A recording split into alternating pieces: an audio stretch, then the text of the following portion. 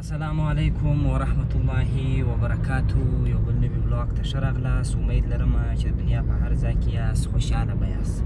بیا هم د کابل ښار دی، نو نن راوتلي یو له خیره سره د کابل یو له هغو ځایو څخه چې کابل په ښایسته دی، یعنې ډېر مشهوره ښایسته ځای دی پغمان. نو نن له خیره سره پغمان ته ځو. پغمان کې مو اراده ده چې خپله دیګ وکړو، غرمه وړې ډوډۍ وخورو. نو اوس د پغمان پر لاره روان یو، نو ولاګ را سره تعقیب کړئ تر پایه پورې، نو چې څه کیسې دي په پغمان کې.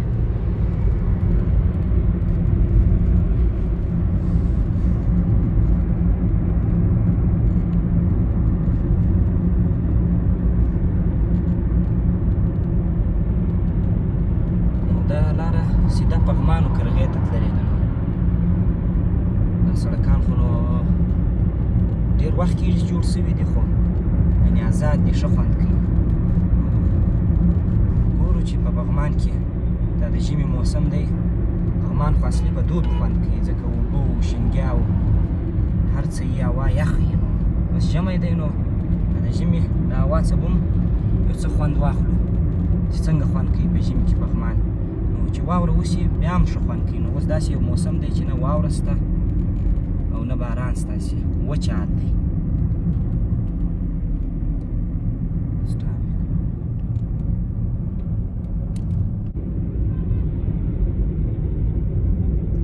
اوس له خیره سره بس نږدې سوي یو. نو دلته دوې لارې دي، یوه کرغې ته کاټېږي، یوه پغمان ته کاټېږي. نو د نن لپاره خو نو پغمان دی. بله ورځ که له خیره سره وخت و او بیا دې خوا ته راغلو، نو بیا به کرغې ته مو لاړ شو. پغمان پر غرو باندې تقریبا یعنې خو ټول دوبی لکسې واورې پرتې. دا فکر کوم چې نه پوهېږم چې د سږ کال واوره ده او که د تېر کال واوره ده، خو مقصد په پغمان په غرو کې سرو کال واوره پرته وي. نو په دوبي ځکه پغمان ښه خوند کوي چې هوا یې ډېره یخه وي، صفا یې ډېره لوکس هوا یې د پغمان.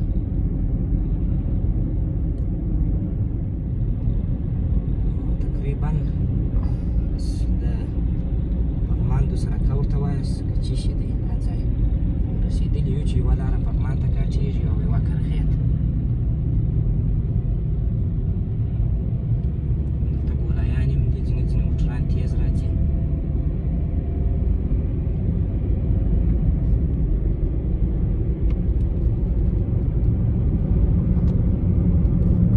داسې تقریبا په لوړه شو.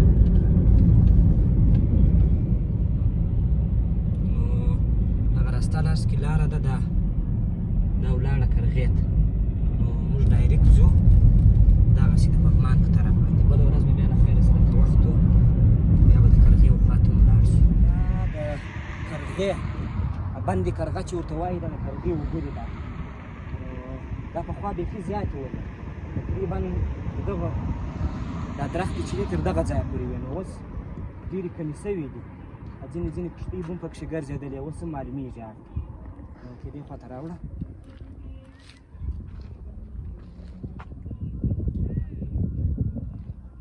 وینې دا کښتۍ پکښې ګرځي اوس هم، خو دا اوبه ډېرې کمې سوي دي. مخکې دا اوبه بیخي زیاتې ولې.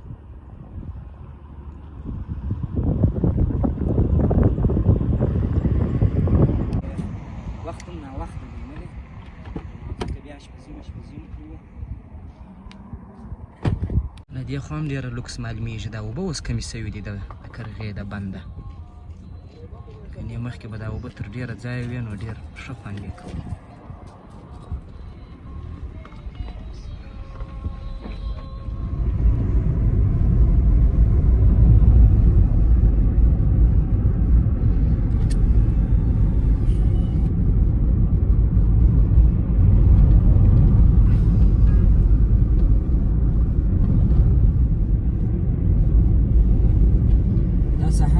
دوبي ډېر خوند کوي، دا ځای ټوله تک شین وي، سایه یې دلته. اوس خو دا درختې ورختې ټولې رژېدلې دي، خزان موسم دی. دا نو بس په دوبي باندې شین کوړم وي. دا اوس د پغمان دا کوچنی بازار چې دی دې ته راورسېدو. دلته نو لبنیات و غوښه او دا شیان راښودل. دلته نو دا هر شی پیدا کېږي، ښه لبنیات، مستې و، کورنۍ هګۍ و. غوښه خو نو په کابل کې عموما غوښه نه دو د کار. ښه غوښه کابل نه لري نو ښار مو ځکه پرېښوی چې موږ پغمان کې به غوښه راواخلو دا کېدای شي نسبتا هغه ته یو څه ښي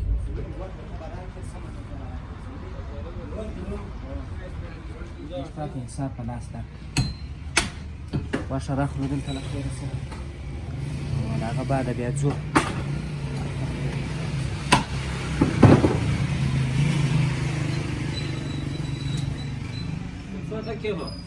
کیلو 400 صحیح ده بابا چیرې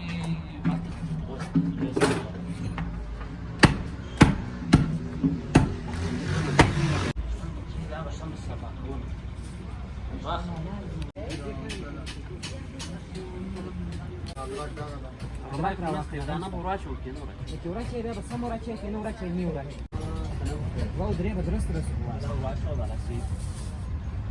ټوله غوښه نه بیا ولې ورچه یم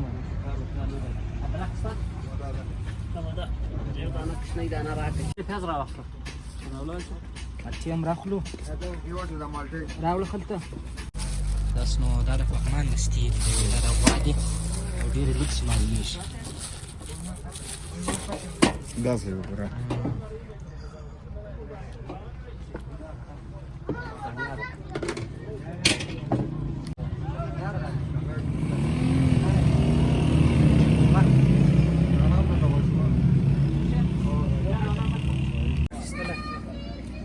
لوکس ګرمه ډوډۍ ده راځئ نو بالا ځو راننوتلو دا قصر پغمان ته دا ساحه ښه لوکسه ده نو دلته به یو ځای دې اوبو کاشمزي به وکړو کومې خواته ځو ماما نو دا لاره ټوله ډبره باندې جوړه ده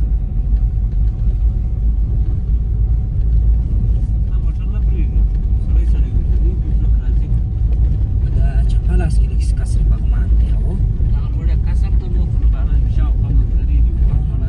تپره کومه ځای دی دا در سر باندې قصر پغمان جوړ دی نو دا ساحه ټول پغمان تر معلومیږي دلته مو موټر پارک کوي دغه شاته وینه دا قصر پغمان دی نو اوس ګرځو په یو ځای پسې چې یو ښه لوکس ځای پیدا کړو ښه خوندور چې دغه وکړو ډېک وکړو نو ناوخت هم دی نو دغه چې دی دغه تپه په دې مشهوره ده په دې قصر پغمان باندې نو د دې ځای څخه مکمل ټول پغمان معلومیږي داسې هم درښیم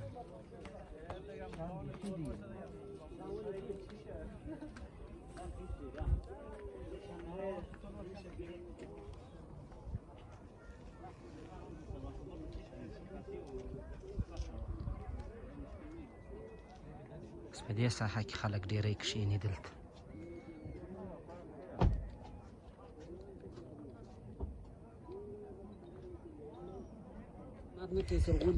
نو له لاندې له خوا څه راتاسو دلته به یو ځای اوبه سته د شان میان به پرېولو د غوښو او د کمل سامان نو لاندې روان یو ځای له خیره سره ځای پیدا کولو هغه لوړه ځای سره تاسو موټر مو ورې ودروئ نو اول به داسې اوبو ځای پیدا کړو چې د سامانونه پرېولو په دیګ بخار ته بیا برابر کړو بیا به یو ځای کښېنو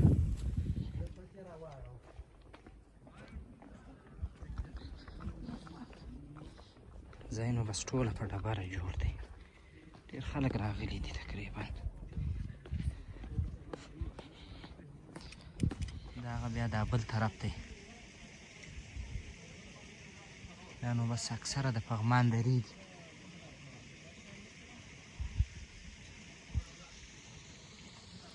دا خواته بیا لمر دی دلته هر څه اوبه ډېرې دي دلته به دا شان میان پرېولو دا د بخار سره شته بخار کې پسې ورځ شو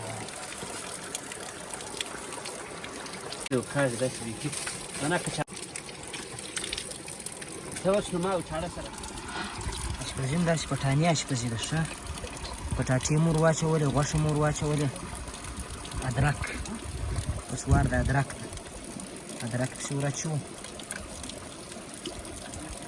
هوږه و مرچک و پیاز و رومیان دا ټول یو ځای ورچوو بس نور یې کار وخلاصوو د کابل پیاز هم راڅنوه خو دا مرسته کړ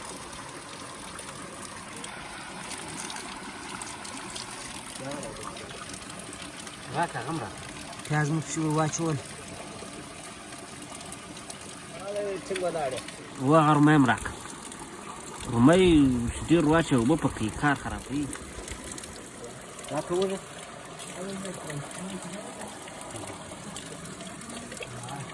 دونه شام ور واچوه منان که شی دغه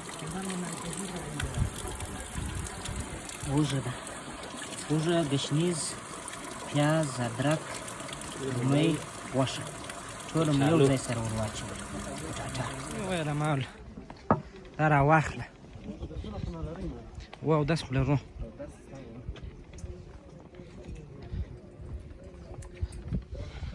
ته تکشنې هار تکشنې چیرې کښېنې لاندې مو ښه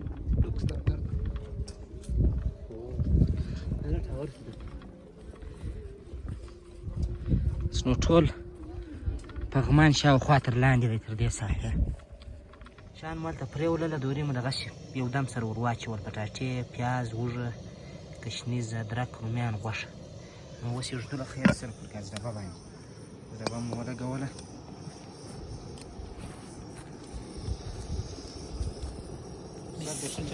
دا راغورځي پرې نشته نه ماتې راکړه تا به راسوي چې نمینه پس له 10 منټه بیا راشو کوو له خیر سره 10 منټه بعد نو بالا به روش آماده وي دلته مو شانمیان ټوله ایښي دي مستې څه شوې دلته کښېنو دا ځای دی نور شیان به مو آماده کړو له خیره مستې وو مالټې خو نو نن سبا موسم دی مستې اوس نه وراچوو نو دیګ مو پرې ایښی دی 10 منټه ورته انتظار یو 10 منټه چې دیګ دغه شو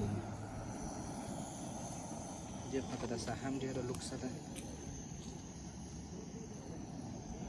دیګ مو پرې ایښی دی ورته انتظار یو ناوخته هم دی تقریبا 1 بجه شاوخوا به وي د غرمې نو دا ساحه ډېره خوند کوي سړي باندې غمیږي نه شاوخوا خلک هم شته نو ښه خوند کوي در باندې وینم یې له دې ځای یم چې چیرې ناست یو ټوله ساحه به در باندې ووینم نو دغه ځای چې دی د دې کسر په نامه باندې مشهوره دی کسر پغمان یا د پغمان کسر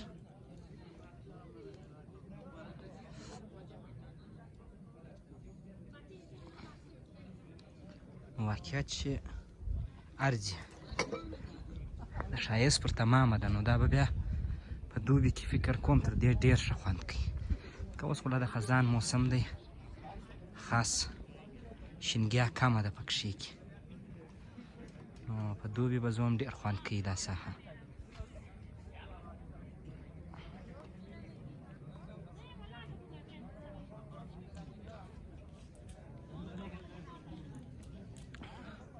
بس نو هر ځای یوه پارټۍ خلک ناست دي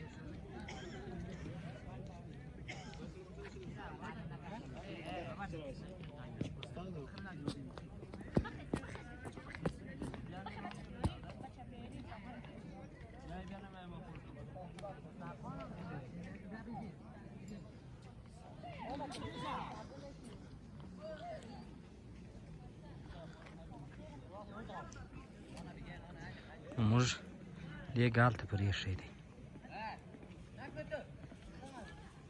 هغه دی دیګ بس اماده کېږي د خیر سره والا به ډوډۍ خورو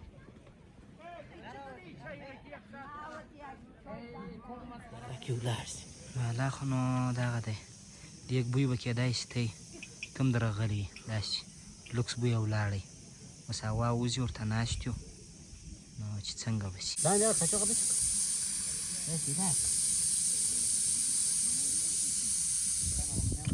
شی آماده شو له خیر سره اوس به وګورو چې څنګه دی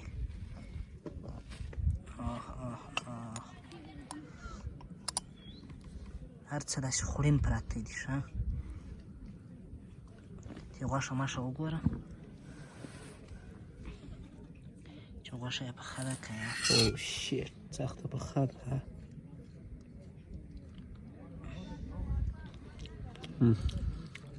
اوبه لري او اوبه لري. خود لري اوبه چې لري نو ماما یې څه یې پرېږدې نه که یا دغسې صحیح ده. نور سره بیا ملاغه به ورته وایاست کاچوغ هم نشته راسره اوبه ډېرې دي پکې ماما چې ګړی دغسې پرېښی ورشه ماما د پیاز مه وراچوه. پیاز هغه پټاټه ده پټه خو همداسې سوې ده. غوښه ور واچوه ماما غوښه سټیمې ده غوښه چې غوښه ده سپینه ډېره لري.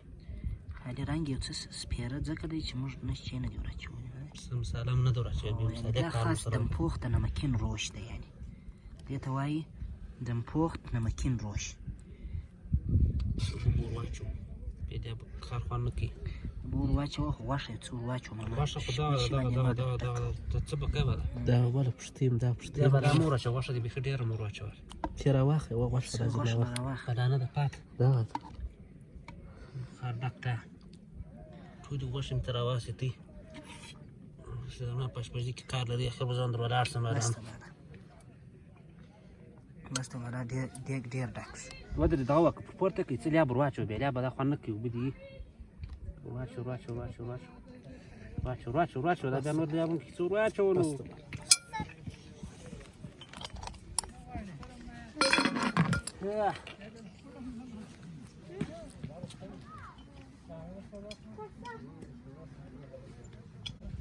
نو خلطه کې دي.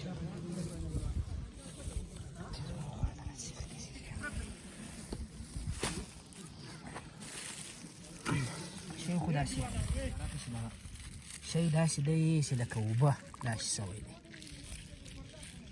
بسم الله الرحمن الرحیم. دې ته موږ څه مساله وراچولې بیا رنګه کېدی اوس ساده ده دې مساله ورک کړه.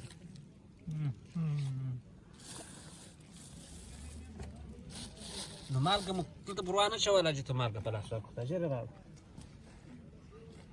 ډوډۍ مو نوشیجان که الحمدلله نو داسې خوند یې وکړی د خپل لاس کړی شی بیا جلا خوند کوي. نو داسې خوند مو پر واخیستی چې دا ډېر وخت مو په ډوډۍ باندې داسې خوند نه واخیستی نو ډېر خوند یې وکړی. نور خو نویونه یې کسرې پغمان. نو تر ټولو چې مې خوښ ډېر سو هغه مې دغه ناجوګان مې ډېر خوښ سو. دا ډېر ښایسته خوند کوي داسې خوند کوي.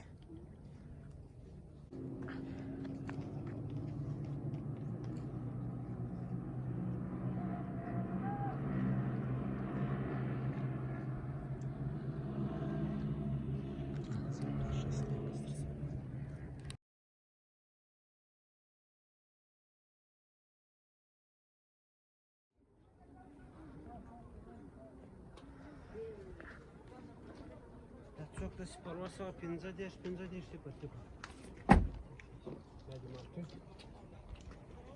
دا به څه روان